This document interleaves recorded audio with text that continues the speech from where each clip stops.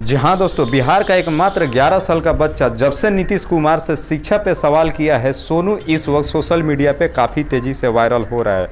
जहाँ दोस्तों मैं आपको बता दूं कि सोनू एक बेहद ही गरीब घर से बिलोंग करता है। सोनू का सपना है अपने लाइफ में आईएएस बनने का, लेकिन सोनू के परिवार के पास इतने पैसे नहीं हैं कि सोनू को आगे की पढ़ाई करा सके। इसलिए सोनू अपने से छोटे बच्चों को कोचिंग करा करके और पैसे इकट्ठा करके अपनी पढ़ाई पूरी कर रहा है। लेकिन दोस्तों सबसे बड़ी खबर ये निकल के आ रही है कि सोनू के बारे में जैसी ही खबर सोशल मीडिया पे फैली, हिंदुस्तान से ना जाने कितने बड़े बड़े लोग सामने निकल के आए और सोनू की जिम्मेदारी लेने की बात करने लगे। जी हाँ दोस्तों, लेकिन सबसे बड़ी खबर ये निकल के आ रही है कि बॉलीवुड के एक कलाकार जिनका नाम है सोनू सूद। जी हाँ दोस्तों, ये सोनू सूद वही हैं जिनको आप बेहद अच्छी तरीके से जानते होंगे। जब लॉकडाउन में सोनू सूद ने काफ़ी गरीब लोगों की मदद किया था, और सबसे बड़ी बात यह है कि सोनू सूद ने बिहार के लोगों की काफ़ी हद तक मदद किया था।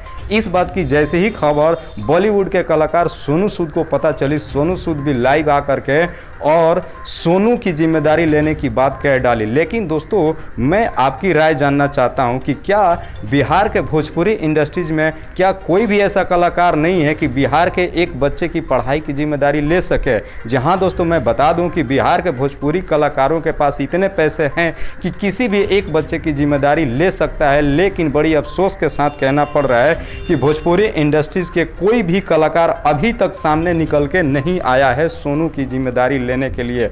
दोस्तों बस मैं आपकी इस वीडियो से राय जानना चाहता हूं कि क्या एक बिहार के बच्चे की जिम्मेदारी किसी दूसरे स्टेट के कलाकार को लेनी चाहिए? क्या इससे बिहार की बेइज्जती नहीं होगी? क्या हमारे बिहार के बच्चे को एक बिहार के कोई भी कलाकार उसकी पढ़ाई पूरी नहीं करवा सकता है? आप अपनी राय हमें कमेंट बॉक्स में जरूर बताइएगा।